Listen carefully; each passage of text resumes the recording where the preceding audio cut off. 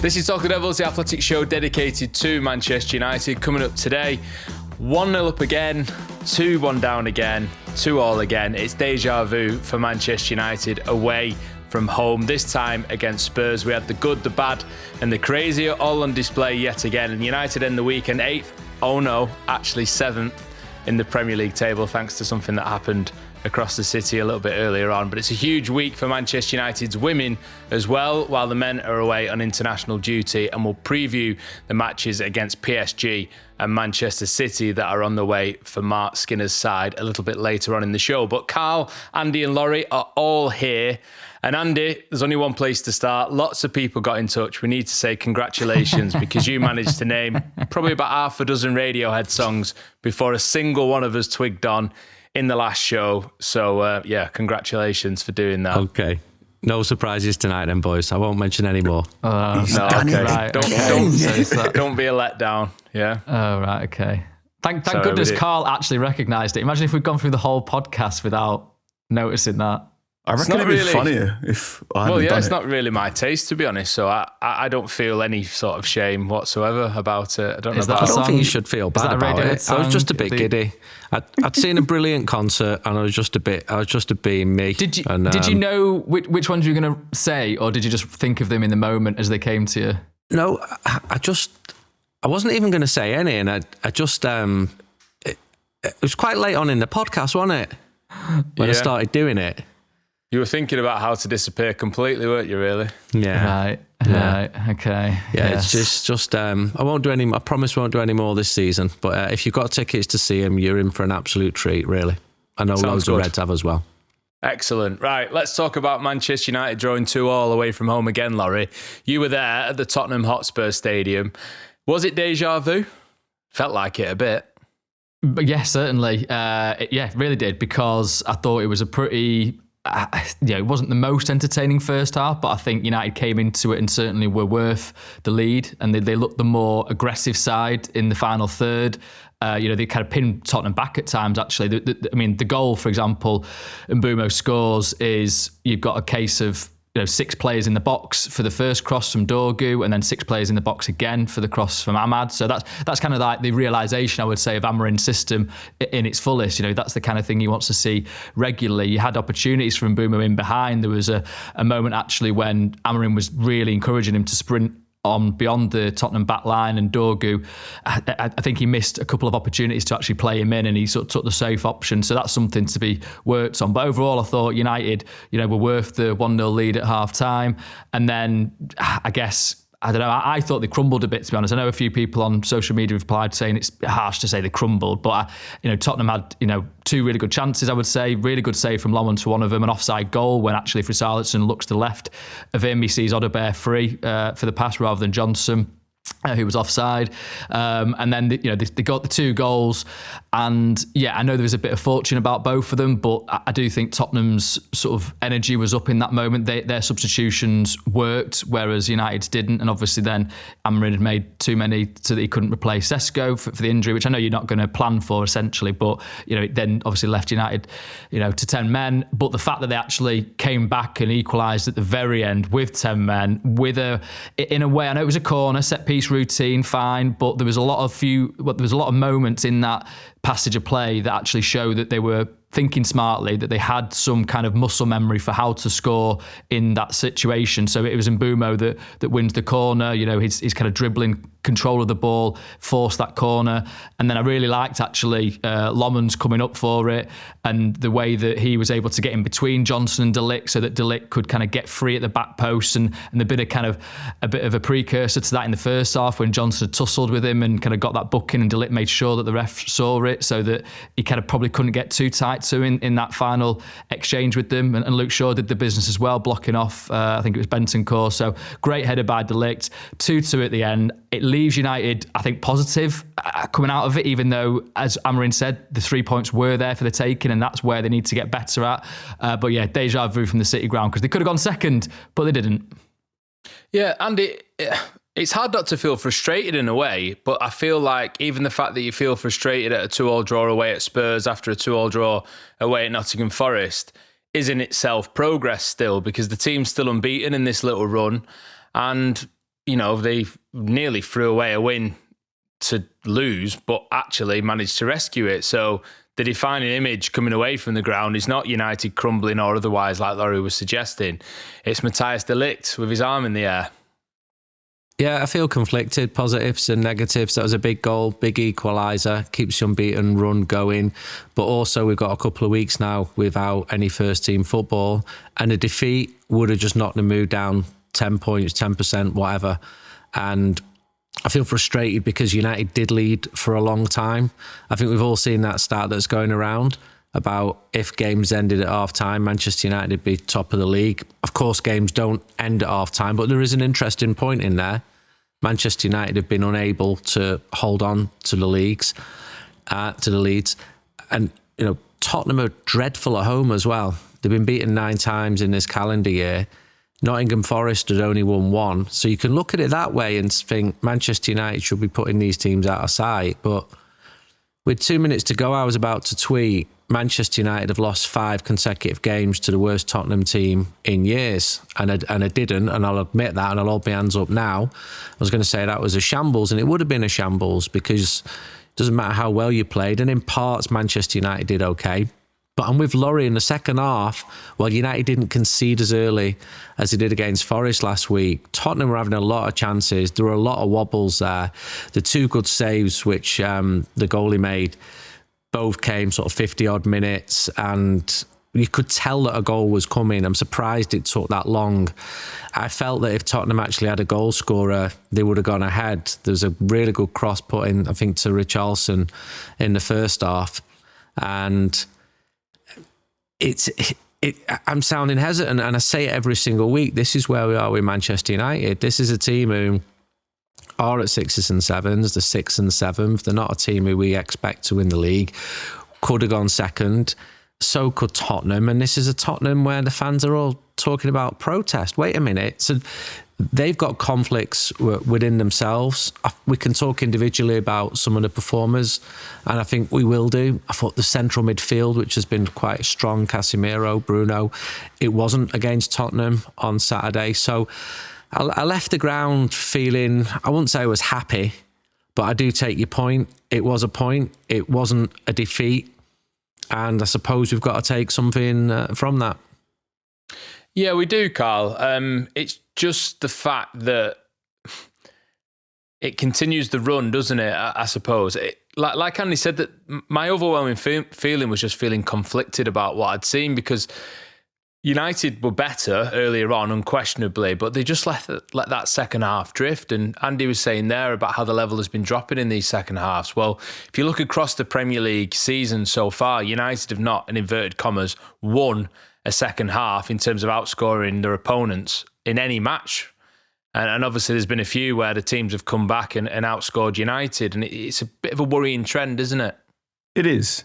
Manchester United are a team of 2 halves now. And they also clearly seem to be a team that has to be in the lead, has to get the first goal in order to therefore define or control the game going forward. I think we're in this very awkward point that happens a lot with United, where they get a positive run and then we go, oh, Manchester United are good again. And then a week later, the conversation is, how good are they really? So I think this is why Amorim and Mount and others have not given too much information when they've been asked about qualifying for the Champions League, because they don't want to set expectation too high. They're aware of the fact that while they're improving, perhaps they still have 2 or 3 of the old frailties. I think, as a rule, I might start advising everyone to stop checking the Premier League table until full-time whistle is blown. Don't look at the opportunity. Don't. It was fun this afternoon on Sunday, though, wasn't it? When United was 7th for a bit because Villa were only 1-0 up, and then obviously Liverpool start conceding some goals, and then they are 7th again. So they go above Bournemouth on goal difference, and now they're above Liverpool on goals scored. I think that's right, isn't it? Something like that. So yeah. As a rule now, I'm going to stop looking at half-time when United are a goal up and I'm going, oh, look, they're in second, because I'm just going to get more annoyed. There was a lot of that in the TV coverage that I was watching. Where are Manchester United right now? I feel like, you remember when we did that Bad Takes Amnesty at the start of the season, and I said Manchester United will be top of the Premier League table at some point this season. I'm taking second as top in a way, because it just feels like they've been on the cusp of something great a few times and just not quite reached it. But then, Laurie, that brings me back to the idea that they're not quite there yet. They're getting better, but they're not quite there yet.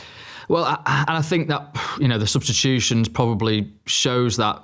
I do feel that we've, Mbeumo, Cunha, I know Cunha maybe didn't have his absolute best game, but he was doing stuff that you want to see from him. His sharp pass into Ahmad for the goal, for example. He was there, he was around the box, then he makes the run to occupy, I think it was Van de Ven, allowing Mbeumo the kind of time to go behind Porro, and just causes some confusion. But anyway, then you get into the kind of substitutions, and I would say that Mount was probably the only one that came on. Okay, Yoro probably didn't do anything wrong, but that came on and affected the game in a positive way. It was 2 passes by him, really nice passes into Sesko that set up the chances that then Sesko, I think, dallied on, and it was one of those games where the Gary Nevilles and the reason why Ruben Amorim is talking about Sesko struggling was kind of given some credence. But was it really?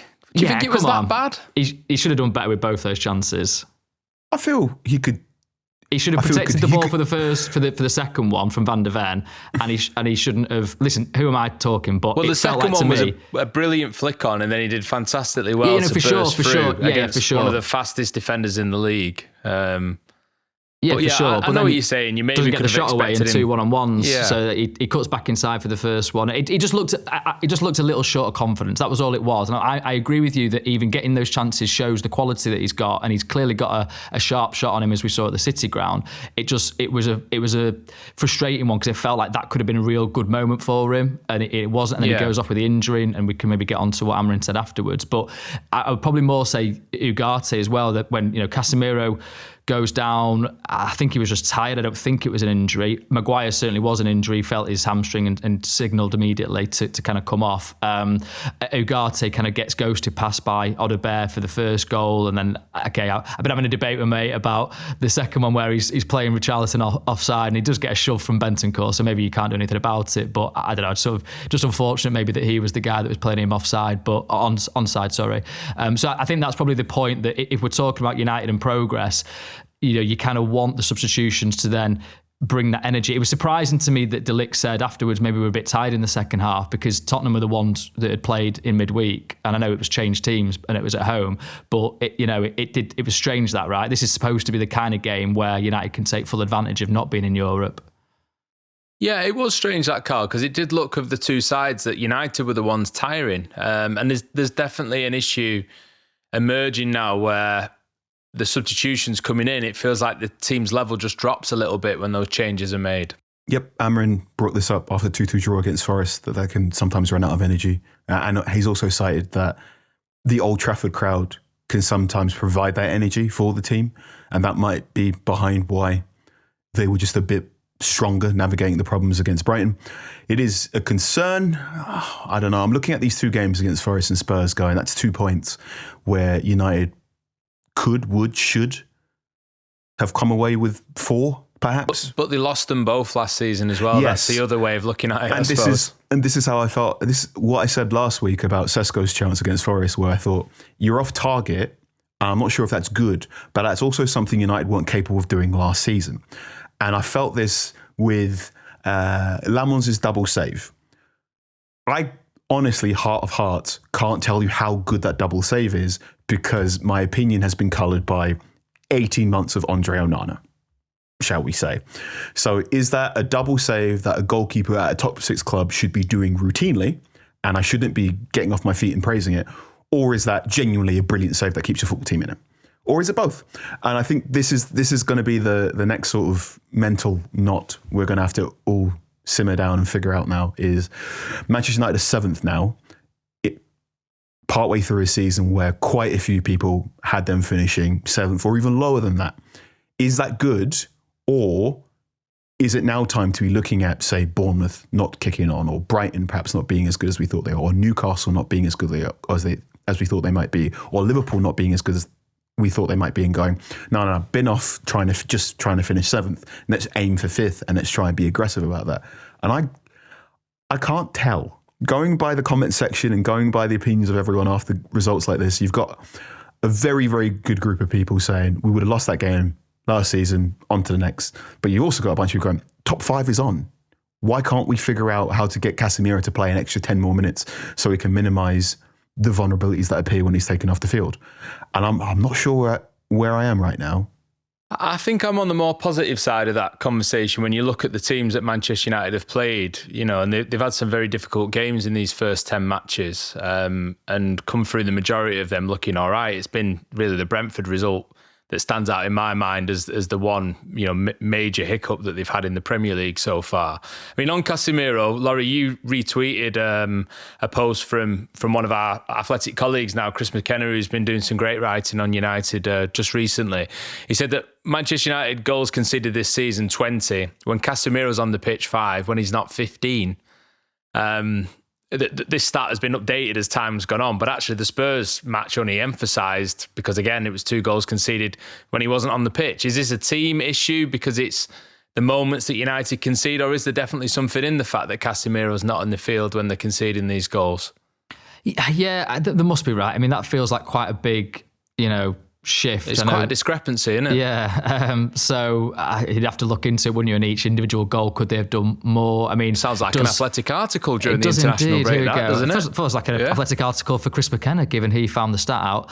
Go on, Chris. He has written about Casemiro already, so he's been sharp on it. I suppose, does Casemiro just take out Odegaard rather than let him run past him for that goal? But then again, that gives a free kick, gets you on a booking, probably. So I don't know. He'd take it. He'd take from it. Recent examples, Ben signalled to come off shortly afterwards, like at Anfield. Yeah, and take a while doing so. I like when he makes the big foul and then sort of just begs and like very clearly does a distraction method on the referee, just hoping maybe if he delays the chat for maybe 5 seconds, the ref might forget. He does this quite a lot. He's doing some like Jedi Force manoeuvres on him, like there has been no foul here. The Spanish newspapers said that he had a cloak of invisibility when he was at Real Madrid, and there have definitely been times where he has somehow avoided a yellow card through some sort of conversation with a referee before. I think Andy can speak more about it based on his time in Spain, but Casemiro's ability to delay the booking even after the foul is quite something. I mean, he never got booked in Spain. He just went for years and years, and then he come to England and he gets booked every 2 weeks and has a few red cards as well. I think he's had a good season. Surprised some people because of how he did last year. I think his stock is right back up there. The point about it, just getting another 10 minutes out of him, and when we saw that he stayed on at Forest last week and then he came off, I don't think Bruno had his best game alongside Casemiro. And it's the away form. There's now a distinct difference between Manchester United home and Manchester United away. United have got 6 points from 6 away games. That's 1 point per game. That's pretty poor. And 3 of those points came against Liverpool, but you can't really count them because everyone beats them.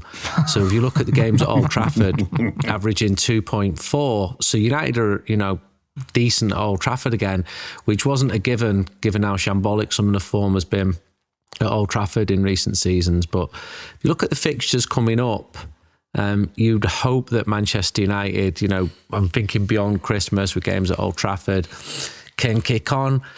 But it's not a team where you look at it and think we're going to smash everyone out of sight. It's still a team which is being formed. I remember going to Tottenham in 91, a really clear game, 28th September 91, and Manchester United beat Tottenham 2-1. And Mark Hughes, who I actually saw on Saturday night and tweeted a picture of him, so much affection for him from Manchester United fans. He's manager of Carlisle United. He scored a goal. And it was a really significant win because United, like now, were not used to winning away at big clubs like Tottenham. And so it proved, within a year and a bit, United were finishing second. Within 2 years, United were winning the league. And these are like your milestones. These are your turning points. Call them what you want. Statement results, if Laurie's describing them. And you need a few of them. Anfield, looked like one, but the fact that Liverpool lose every week makes you think, all right, it's not quite as good as we felt at Anfield that day. But I am with you, Ian. I'm more on the optimistic side of where United are this season. But I also listen to what the coach says, and he gives across this impression that there's a long, long way to go. I've said a few times on this podcast, half the team are not going to be there in 2 years, and I think that'll be true.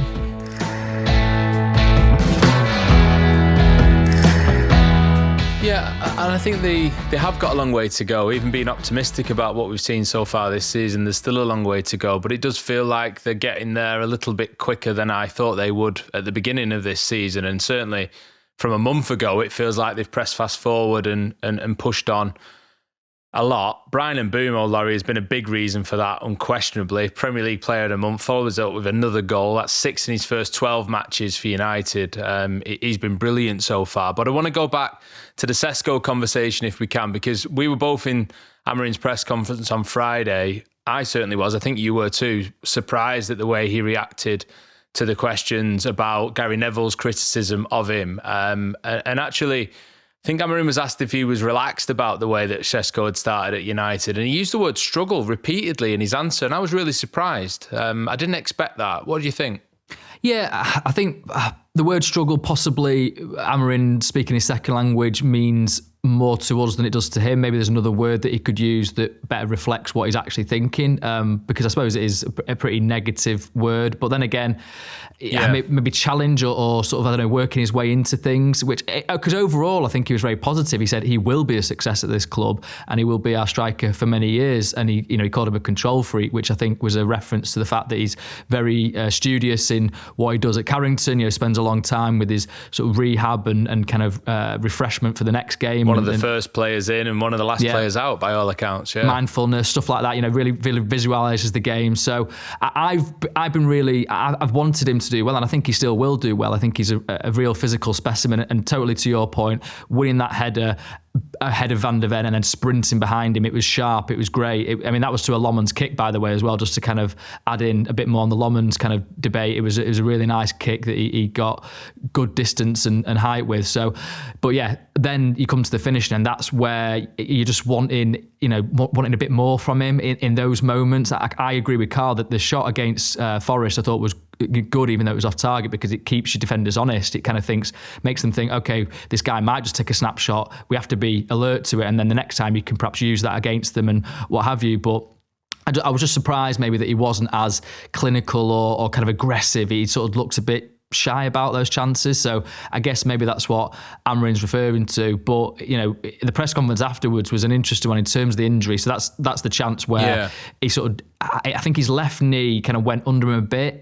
He sort of got his studs trapped when Van de Ven made the tackle, and it was still a great tackle by Van de Ven, by the way. He was close to getting a shot away. It just felt like he probably shouldn't have allowed him to. But Amorim kind of was asked, I asked him about Sesko, and he said, we don't know, we'll have to see, it's a knee injury. And then the second question was about the January transfer market with the kind of context of the Afcon situation, which again, I think maybe that's why I'm a little bit feeling like United are leaving points on the table here, because you've got Mbeumo and Ahmad now and Mazraoui. You're not necessarily going to have them for all the fixtures that we think they can really motor on them with. So that was the kind of background to the question. But Amorim, sort of chose to then bring up Sesko again with it, and sort of, referencing that, they might have to look at that as well. They look at all the options. So yeah, that we'll see, won't we? I don't want to sort of speak out of turn in terms of how serious the injury might be, but it was kind of interesting that in the immediate aftermath, at least, Amorim was kind of, sort of answering questions about it. And even as he left the press conference room, he was asked another question just to kind of go back to it and said, just, one more, like a kind of Columbo style question. It was Simon Stone of the BBC who got him as he was getting up to leave. And he kind of went for it again, sort of, saying you never know with the knee, you've got to be careful. So yeah, interesting one. And we'll sort of see how that develops as the days go on. But I think regardless of that, I think, the kind of working, sort of mechanisms that Sesko's sort of going through is very good in practice. I'd love to see, that kind of be brought to the fullest in matches as well. Yeah, I just don't think he is struggling, Carl. I don't know what I expected, but I remember speaking to Amorim before the season started, and he said that place the expectation on Cunha and Bumo. They are the senior footballers. They are the ones with Premier League proven quality. They are the ones that I expect to carry the expectation. With Sesko, he was sort of suggesting that the pressure needed to be off a little bit. And I thought some of the comments, some of the criticism of him before the weekend went a bit far. And I don't know, I was just surprised that Amorim didn't just back him, to be honest. But it's that searing honesty that we come back to again and giving a true impression of exactly what he thinks, I suppose. Absolutely. Ask Amorim an honest question. He's probably going to give you an honest answer. That's good. I think the difficulty is what we're seeing with the Sesko situation is how differently scrutinised being a Manchester United striker is compared to being a striker of pretty much any other football club in the world, right? In that, how many other strikers have a former player who's won loads of trophies give a pretty even-handed. I don't think Gary Neville meant to say anything to knock Sesko, but now it's created this little molehill, which unfortunately has been built up, and now Sesko has failed to score 2 opportunities that perhaps someone might expect a classic United striker of old could have scored. It's created this very, very odd situation. To me, Sesko seems fine. He's been okay, yeah? He's been okay. That's the same with me, yeah. He's capable of things. I can't sell papers with just that, can I? I can't just say Sesko's been fine. Right? I can't. He's capable of things that Højlund hasn't been capable of, and wasn't capable of in his final season. I don't think he will be vulnerable to the same confidence sapping yips or whatever occurred to Højlund between December and the end of last season as well. So that's good. And I think the things that he's got to work on tend to be more about just can you get a shot away just a fraction of a second quicker? Because everything else seems to be there. And now we just got to look into health. I am horribly fearful that Sesko's injury, coupled with those quotes from Amorim, now means one of us is going to have to start writing, what striker can Manchester United buy in the January transfer window? And I don't want to have to use my international break doing that, but we'll see. Mason Mount on top, Carl, it's fine. There you go. Let's wait and see. I mean, we'll have our first clue to see how serious it is with Sesko when we see whether he stays in the Slovenian national team for their games during this international break, and obviously then coming back to the matches in the Premier League for United on the other side. Before we move it on and talk about the women's side, just one more player to reflect on from Saturday if we can. Matthijs de Ligt obviously scored the crucial goal at the end. Laurie, you've written about him, but Andy, I mean, how impressed are you with the way that this lad has been playing? He's even managed to find his way back into the Netherlands national team squad, so even Koeman must be impressed. Just a little bit on Sesko, I don't want to go back too much. He's 22, he's playing in a new league, the toughest league in the world. And I agree with Carl, I wish he was getting a shot off a little bit sooner. I was a little bit concerned that when he came off, United had used all the substitutes, but that's on the coach, that's not on the striker. But De Ligt, if you're ranking Manchester United's best 3 players from this season, he would be one of them. Big moment for him to get that equaliser at the end. He got turned, I think it was Tell, for Spurs' equaliser. But the image I will have from him from that game is his own equaliser. And he's having a decent season. He's 7, 8, occasionally 9 out of 10. He's trusted, he's dependable, and he's a mainstay now. And just carry on. And if you get back into a very good national team and you're playing in the World Cup finals, then great, that's only going to help him. Yeah, Laurie, in your article, you say he's the only player who's played every second of Manchester United's campaign so far. And when you look at his heat map from the Tottenham Hotspur Stadium, it seems like he'd covered every single blade of grass at that ground as well. He was stepping into midfield, he was covering round. Obviously, it's a different position to the one he's played the majority of the season with Maguire starting and being pushed to the side and then coming into the centre when Lenny Yoro came on. But yeah, he's a crucial part of this team now, isn't he? Yeah, and I mean, I'd sort of seen the stat about him playing every minute by chance because I was doing research on Bruno for his for the interview that we did with him, and I wanted to show how important he still was to the team. And then obviously he's come off in a couple of games, so he's 8 minutes shy of playing every single minute, and De Ligt was the only one. And so I was like, wow, okay, so this guy that you're sort of thinking, pushed by Erik ten Hag to come into the club. you're sort of thinking, is it definitely going to work out? You're kind of a good first season, but nothing spectacular. And then actually to become this kind of, almost totemic player at the moment that he is, certainly scoring a goal like that, I think sort of really elevates the kind of performances and the kind of impact that he can have. Was interesting to me. And as you say there, he was touching it all over the pitch, really, really aggressive defending. That's what Amorim wants from his outside centre-backs, to kind of get high. Like I say, there was the one moment where he was in the centre circle, really leaping in early on Richarlison to win the ball, and then having to shift. So he's got that tactical flexibility. He's clearly an intelligent guy. We spoke to him in Hong Kong. I think we've all spoken to him. We can kind of sense that he is somebody that thinks about the game. He's obviously had a long career already, even though he's only 26, made captain at Ajax when he was 18 by Ten Hag. And that was my question actually to Amorim after the game. He's not in the leadership group, which kind of surprised me a bit, really. You've got 6 players in there of different ages and different experiences. And Amorim basically said, listen, players can lead in different ways. Some players lead on the pitch. I expect everyone to help out their teammates in different ways. But some players, I want to have that kind of different impact at Carrington. So I don't know whether those guys are kind of tasked with the kind of administrative roles that you just don't really want to be bogged down with, maybe. But De Ligt is, I think, clearly he's doing very well this season, and hopefully he can keep going. I'd say actually, one other little bit that people pointed out to me when I posted the celebration video of his goal was Luke Shaw kicking the ball from the multi-ball stanchion into United's half, so that basically if United were too busy celebrating and Spurs kicked off, that they wouldn't be able to because there was another ball there. So another player that's doing quite well this season has got a brain up there. I like that corner because there was I saw a slow motion replay of everything that was going on. And I think you described it before, with Lamans being up and then De Ligt using that as a distraction to peel away to the back stick, and Luke Shaw blocking people off, and Mason Mount pushing the goalkeeper. There was lots in there. And again, it's just nice to be talking about Manchester United being the awkward nuisances from set pieces rather than being the victims of that. And obviously it ended up great delivery by Fernandes as well again at the Tottenham Hotspur Stadium. Yeah, exactly. Another assist for him.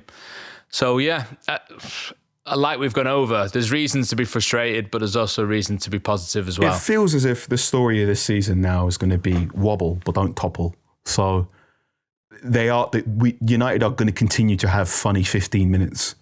Unfortunately, they are going to continue to be vulnerable to just conceding 2 in a quick flurry. But the good thing now is they've got enough nous and confidence to go down the other end and get a goal and get some sort of result. It can be frustrating that they're not winning these games, but at least they're not losing them anymore. And this is why, with Lamans, I don't know how good that goal is, but I do know Lamans didn't lose that game.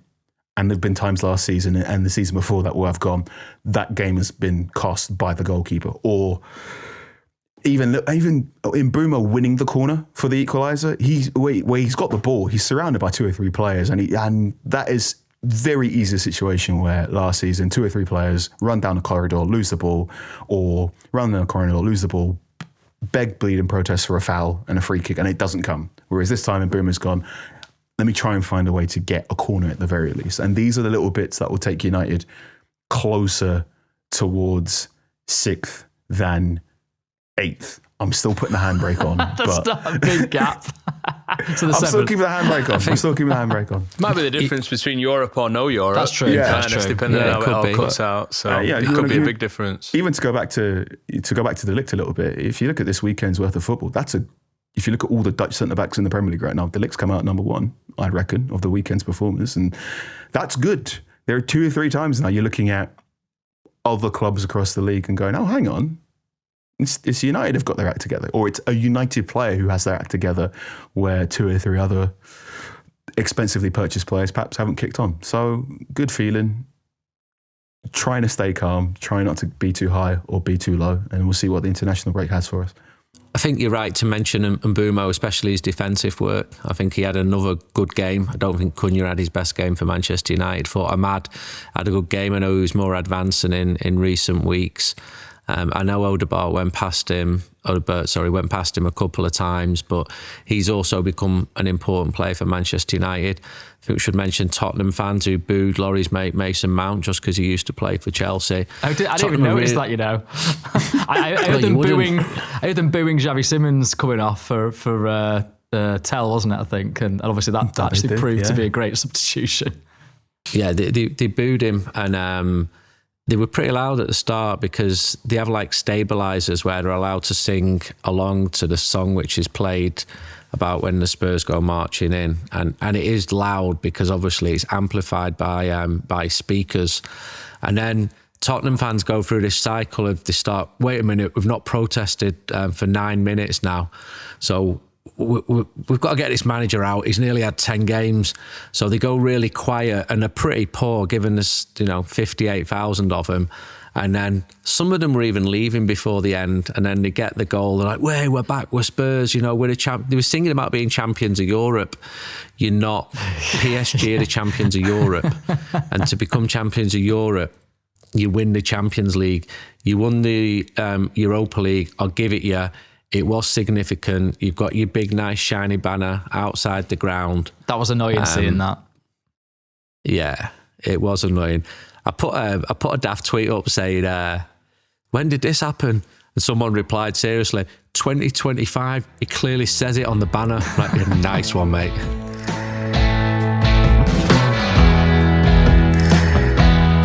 Right, well, let's talk about Manchester United's women then, because it's a big week for Mark Skinner's side, no doubt about that. And joining us to do that is the Athletic football writer, Keris Jones. Keris, thank you for coming on.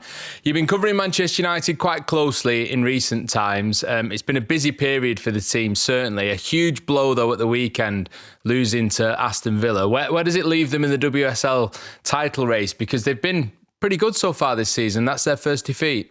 Oh yeah, I mean, it still leaves them in what I would say is a really strong position. They're currently sitting third. Manchester City just went top on Sunday by beating Everton. Chelsea are second, but United are currently 3 points behind Chelsea, 4 behind City. Still have one of the best goal differences in the league, if not the best.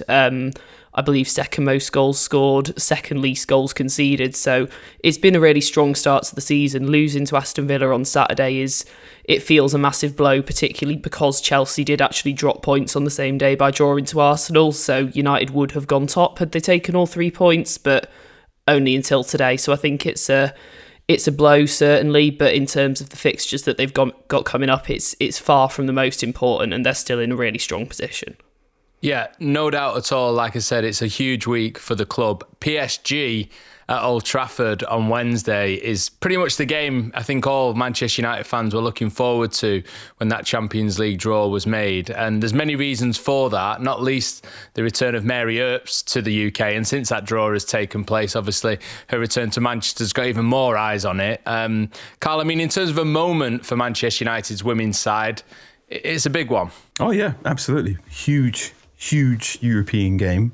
One of the very few European games that are going to be played at Old Trafford this season.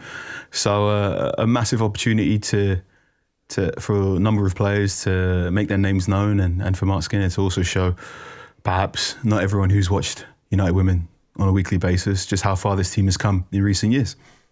Yeah, Skinner said, Keris, that he thought his United side were playing perhaps the best football of his time in charge before the weekend's game against Aston Villa. What do you think has been so good about his team so far this year?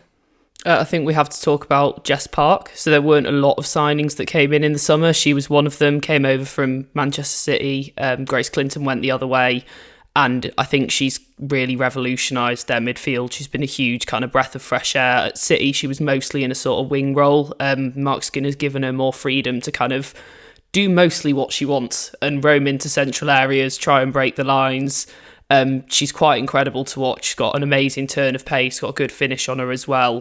What's really stuck out to me when you watch her live, though, is how well she retains the ball in tight spaces, particularly because she's about 5'3", and watching her take on a 6 foot odd centre-back is really quite something. So I think she's been huge. The team's defence has also been fantastic, but I think because that's nothing new. I think it's more what Skinner is referring to with that best football is the way that Park and a couple of the other summer signings as well, Yulia Zagiotti, have really kind of opened up that midfield. It looks a lot more fluid, a lot more dynamic. United are one of the highest scoring teams in the league. Melvin Mallard is the league's joint top scorer. And they're just looking a lot more. Defending has always been a strength of theirs, but in front of goal, things look a lot more natural now and look like they're coming a lot more easily. How ready are they for PSG? I think they're ready. I think the defeat against Villa will be certainly difficult. I'm hoping that they can, for their sake, use it as fuel. I think also there's a lot of fuel to be taken from something I think has been overlooked because of the Mary Earps chat that's been going on, is that PSG are the side that the last time United qualified for the Champions League, they knocked United out in kind of the final qualifying phase. And it was pretty narrow. It was a really gutting moment for the club.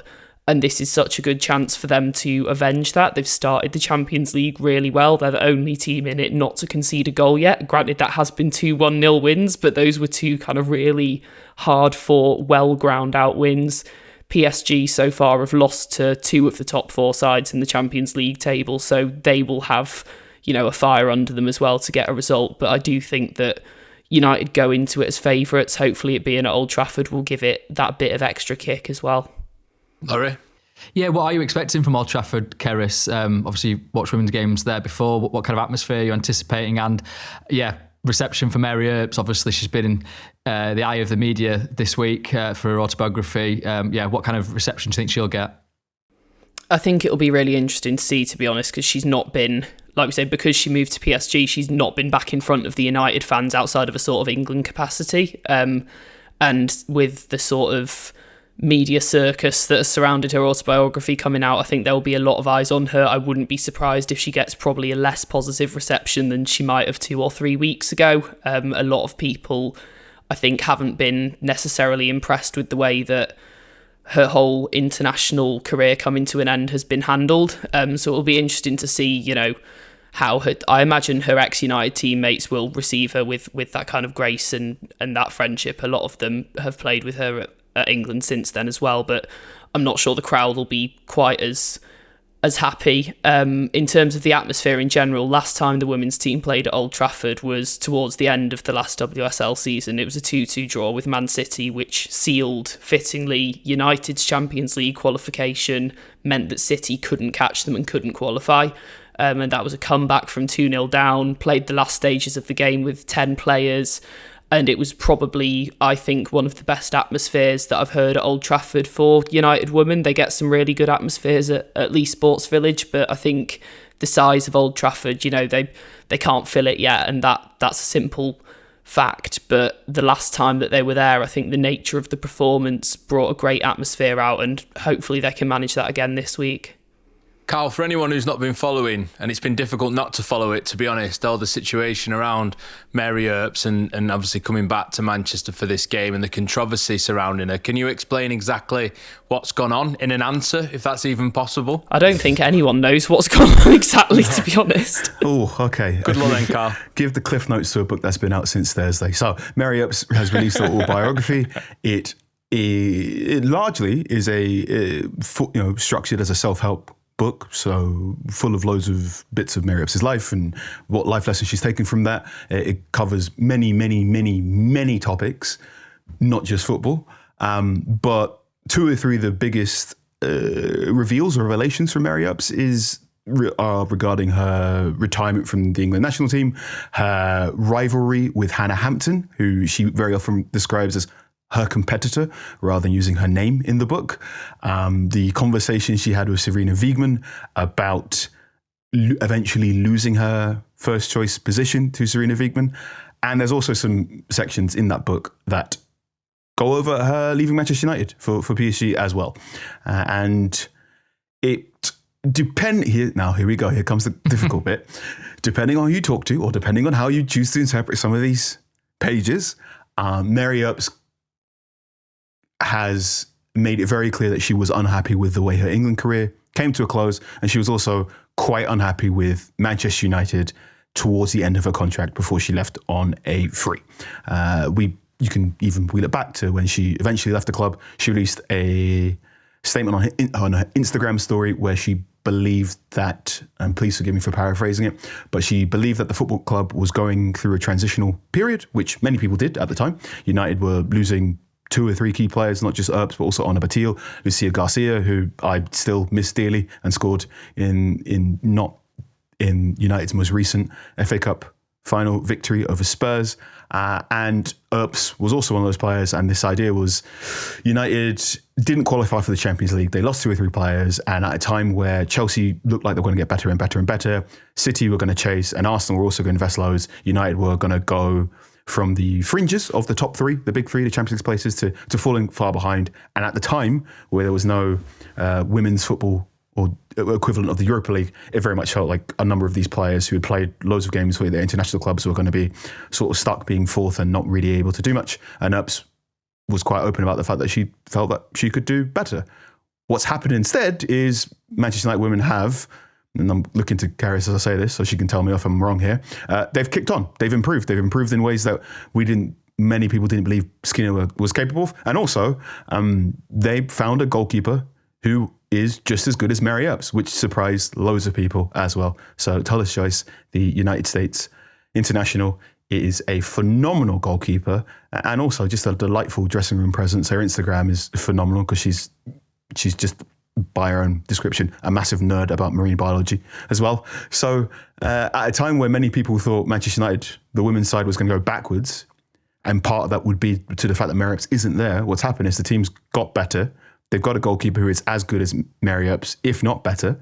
And Mary Earps's time at PSG hasn't really yielded the sort of playing reward that many expected. So a very interesting 18-month to 2-year period for Mary Earps, where both the England national team and United women have just kicked on without her. I think that's okay. Karis, please correct me. Yeah, I think that's a pretty fair assessment. And I think, a lot of people in the Manchester United area, in the England area, still have, plenty of respect for Earps for everything that she has done over her career. She's had a phenomenal career. It's just the kind of fallout from the ending that has, in some people's minds, tarnished it a bit. But I think to your wider point about the team, it does feel like they've kicked on. It feels like they have progressed to get back into the Champions League this season, and to qualify for the Champions League proper for the first time was huge. They've started really well. I think, though, that the team is still at a really crucial point where things are on a bit of a balance at the moment, because while the squad that is playing every week is doing extremely well, it is also a very thin squad. And I think Mark Skinner's been pretty open about wanting some investment in January. For instance, we can look ahead to PSG this week. Dominique Janssen, one of the centre-backs this season, was sent off contentiously against Atletico Madrid. She won't be available against PSG.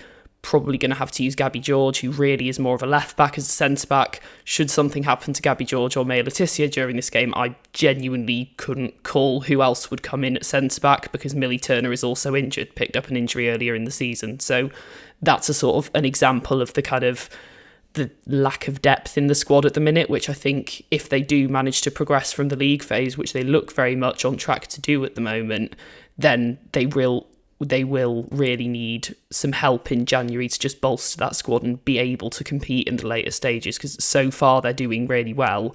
But I think it's quite clear to see, looking at their squad, that it would only take a couple of injuries to key players for things to really look a lot more shaky. Yeah, and it's coming to a crucial part of the season as well, isn't it? We've talked about the Villa game, the PSG game. There's then the small matter of the Manchester derby next weekend at the Etihad Stadium, and then a trip to Wolfsburg, also in the Champions League. I mean, whichever way you cut it, Andy, this is where United wanted to get to with the women's side. This is the point that they wanted to be, where they're competing for things domestically and in Europe as well. It's taken a long time. Well, maybe not as long as you'd expect in some ways, because obviously the team was formed in 2018. But for a club, the size of Manchester United, the women's team have been trying to get to this point. Well, we've expected it for a long, long time. And it's a moment to enjoy, isn't it, for everyone, I think? Yeah, I remember the PSG game last time that Keris was talking about. And it was a huge disappointment just to go out before getting to the Champions League proper. What sort of crowd would you think there would be at Old Trafford on Wednesday? What would a good crowd be? And will PSG be bringing any? Are United taking many to the European away trips? What sort of figure would you have in mind? And if you're listening to this and you fancy going, can you go? And how much would it cost? I think that's a really good point to all of the above. I mean, United have taken, I think, from the TV coverage of the Atletico Madrid game, it wasn't a huge away following. It wasn't anywhere near what you would expect to see in the men's game. But then again, the stadium's not anywhere near the size. Probably took, I reckon, about 100 to Atletico. Quite a few went to Bran as well. On Wednesday, I would imagine that United will be looking for somewhere in the region of 20 to 30,000. I think that 30,000 would be considered successful. I think they have the challenge of it being a midweek game. The audience that they're shooting for often involves, school kids. It involves, working parents, and so on. So those midweek games can be a little bit, more difficult to fill. But also, it's really worth saying that Old Trafford has the public transport links that Leigh Sports Village doesn't benefit from. It's much, much easier to get to, and hopefully that'll really kind of benefit the crowd on Wednesday. And it's not massively expensive to get along to either. So if there are any United fans who are really missing European nights at Old Trafford, then I would argue it's a good one to be at. Andy, anyone missing European nights at Old Trafford? I don't know if you got any anecdotes about that, maybe? Oh, don't set him off. Don't set me off. How much are tickets, Caris? Tickets start from about 15 quid, so very much affordable for a European night at Old Trafford. A pretty good price. So I would say that if there's anyone who is missing those European nights at Old Trafford, it's definitely a good one and an achievable one to get down to. Brilliant. Thank you so much, Keris, for coming on, and we'd do the same. We'd encourage anyone to get down and support Mark Skinner's side. Old Trafford needs European fixtures of any description, so it's been brilliant to have you on the podcast. Thank you very much. Thank you for having me. Right, well, brilliant to have Keris on. Brilliant to preview a big week, big fortnight for Manchester United's women's side. Obviously, a big few days ahead for us, as well. Manchester tomorrow night, London on Tuesday as well. Still a few tickets left. I'll be glad next week to not have to say this. Still a few tickets left for Soho Theatre in Walthamstow. All the details in the show description. But you up for this, Andy? Yeah, looking forward to it. Been up and down between London and Manchester. I'm doing that all week. But yeah, the venue looks amazing. It's really big, but we've nearly filled it. And can't wait. Walthamstow, bring it on. You're going to be selling the last remaining few tickets outside, Laurie, after your training this weekend? Hey, listen, all I'm saying is that as soon as I showed up, United We Stand sales rocketed. This is obviously before the Tottenham game where Andy said, please, mate, please help me. I'm just really shy and, I just need a bit of a G up sometimes, in front of these big crowds of people. But it's actually loads of fun, wasn't it, Andy? Like, people were coming up to us seriously saying, we're seeing you on Tuesday, we'll buy a mag now. Yeah, we're seeing you on Monday in Manchester. We even saw Jamie Murray walk past us. He didn't buy a ticket though, he didn't buy a ticket for the show. Didn't buy a United We Stand, but he is a United fan. So that was quite nice to see a bit of a celebrity, shall we say, in our midst. Can I just stick to some facts here, please, Ian? So yesterday morning at 7:54 from Laurie Whitwell. Good morning, mate. What time are you going to the stadium to start selling fanzines today? Your top seller is ready to report for duty. Me replying AO7. I like this attitude. The mags are on the coach down from Manchester now. And then he came, which I appreciated. And it was just really nice to see Laurie with something in his hand, which wasn't his phone, like a magazine. And like looking up and making eye contact with other humans. It was like really nice to see like him having there was conversations. There was one guy that was looking at us, and I was like, he actually said your name, Andy, and he's like, and I think I know the other guy next to him, which obviously killed me. But then I sort of beckoned him over and said, come on, buy a mag then. And he was from Bermuda, and he knew all about you, so I actually think I got you a sale there with my sharp ear. Thank you. Top apprentice, intern, call you whatever you want, mate. I appreciate you coming down there. So thank you. Yeah, we're going to have a lot of this double act over the next couple of days, Carl, aren't we? I'm just strapping myself in. Are you? Can't wait. Once they get going, them two. I always try and just keep like one beer behind Laurie when we go on tour. Because if you don't, it's just herding cats. Yeah, okay. That explains why you're drinking Coca-Cola on the way over to Belfast, didn't it, last month? Yeah, we'll keep that between us. Anyway, if you are coming down to Manchester and London, we're very much looking forward to seeing you. Like I say, last few tickets available for London, have a look in the show description. But more importantly, thank you for being with us. Andy, Carl, Laurie, thank you very much. See you tomorrow. Thanks for listening. Thanks for watching. See you on the next one. Bye-bye. Thanks for watching this episode of Talk of the Devils. Don't forget to hit subscribe if you've not done already. Like the video and also get involved in the comments too. And click the bell to make sure that you never miss an episode with myself, Andy Mitten, Carl Anker and Laurie Whitwell. There's also our social channels at TOT Devils on Instagram, X and TikTok. Thanks for watching.